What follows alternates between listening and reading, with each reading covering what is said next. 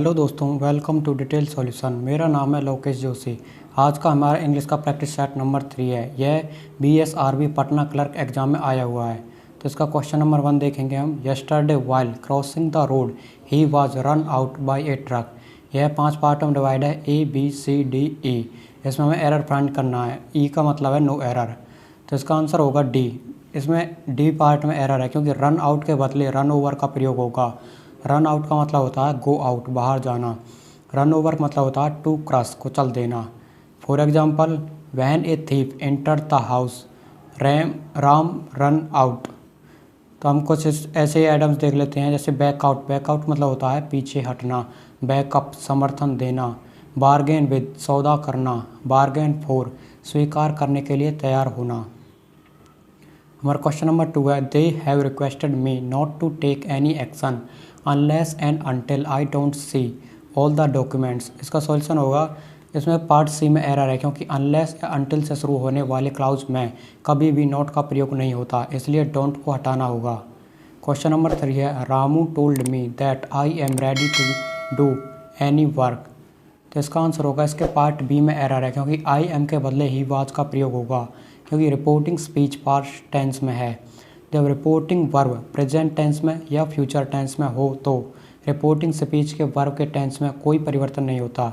जैसे direct sentence दे रखा हमें, she says Rita comes late. यहाँ पर सी सेज क्या है, रिपोर्टिंग स्पीच, और रीता कम्स लेट का मतलब है रिपोर्टेड स्पीच। इनडायरेक्ट होगा इसका, she says that Rita comes late.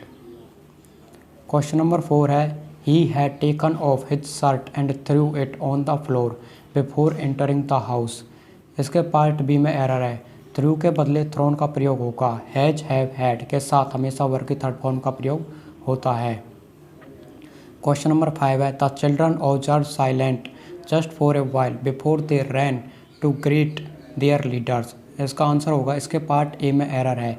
Silent के बदले साइलेंस का प्रयोग होगा क्योंकि साइलेंट होता है एडजेक्टिव, साइलेंस होता है noun.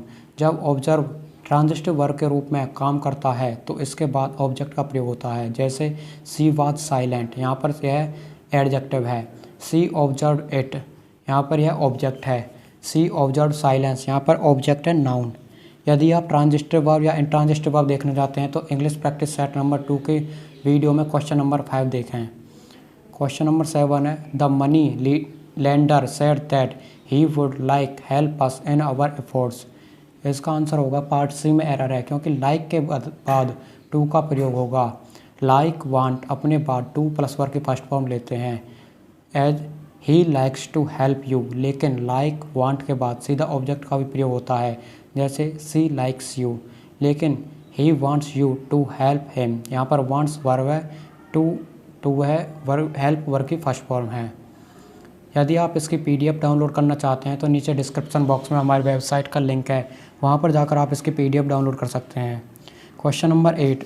N immediate action has awaited in order to complete our work in time.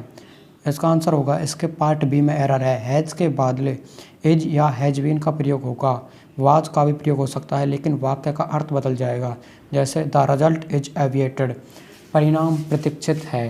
The result was awaited, परिणाम प्रतीक्षित था।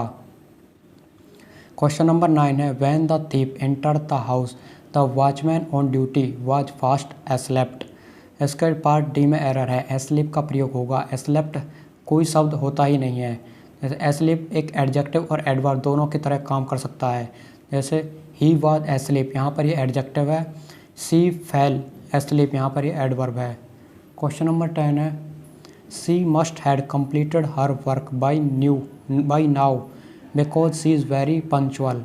इसका आंसर होगा, इसके पार्ट ए में एरर है क्योंकि हैड के बदले हैव का प्रयोग होगा, क्योंकि मस्ट एक मॉडल एक्सिलरी है और मॉडल के बाद हमेशा वर्ब की फर्स्ट फॉर्म का प्रयोग होता है। क्वेश्चन नंबर 11 है। Ramesh possesses all those good qualities which every ideal student should possess। तो इसका आंसर होगा, इसके पार्ट डी में एरर है क्योंकि पोसेसेस के बदले पोसेस का प्रयोग होगा, क्योंकि शुड एक मॉडल एक्सिलरी है जो हमेशा वर्ब की फर्स्ट फॉर्म लेता है। हमारे model auxiliary can, could, may, might, shall, should, will, would आदि होते हैं। क्वेश्चन नंबर 12 है। Some people get use to change very easily than other do. तो इसका आंसर होगा, इसके पार्ट सी में एरर है। वेरी के बदले मोर का प्रयोग होगा क्योंकि वाक्य कंपैरेटिव डिग्री में है। प्रीपोजिशन, अब हम कुछ प्रीपोजिशन देख लेते हैं। जैसे रिलेशन, रिलेशन का मतलब होता है संबंध, रिलेशन बिटवीन टू थिंग्स, और रिलेशन विद समबडी। रिमोस्टेंस का मतलब होता है आपत्ति, remonstrance against somebody's conduct, remonstrance with somebody. Search, search का मतलब होता है खोज, सर्च फॉर और after wealth, in search of wealth या जॉब। शेयर का मतलब होता है हिस्सा, share in the property, share in something, या फिर शेयर विद समबडी।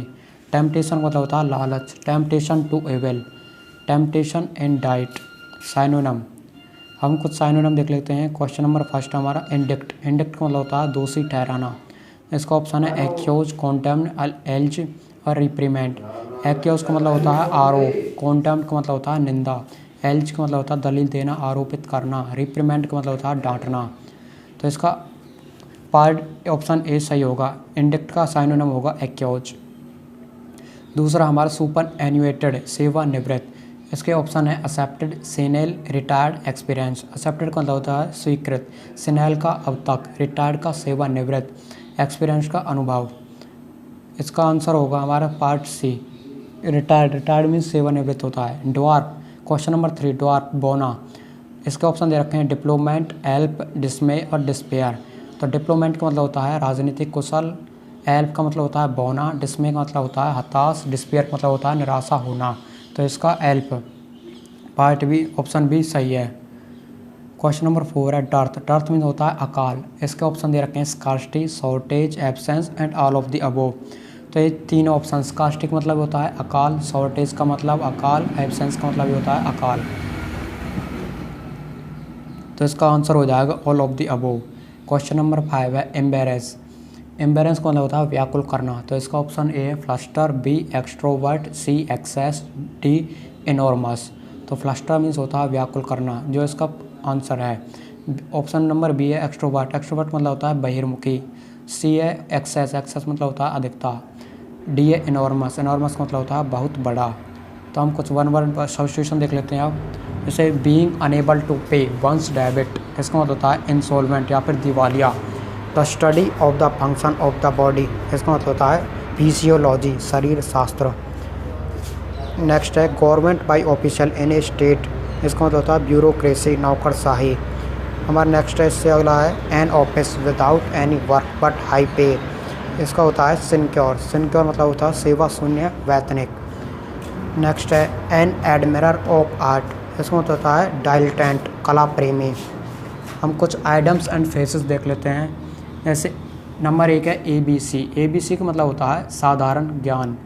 दूसरा है अबोव बोर्ड, इसका मतलब होता है स्पष्ट। तीसरा है अबोव ऑल, सबसे अधिक। चौथा है आफ्टर ऑल, अंत में। नेक्स्ट है ऑल इन ऑल, सर्वे सर्वा। हमारा क्वेश्चन नंबर 6 है एट रैंडम एमलेसली। 7 है at first sight, at the first meeting. Question number 8 है at a discount, declining. 9th है हमारा apple of one's eye, an object of love. 10वां है apple of discord, cause of quarrel. इन सभी में से हमारे 1-1, 2-2 नंबर के हमारे क्वेश्चन पेपर में आते हैं, इसलिए हमें ढंग से याद करने चाहिए। यदि आप इसकी PDF डाउनलोड करना चाहते हैं तो डिस्क्रिप्शन बॉक्स में हमारी वेबसाइट का लिंक है, वहाँ से आप इसकी PDF डाउनलोड कर सकते हैं। धन्यवाद। For more videos like share and subscribe detail solutions.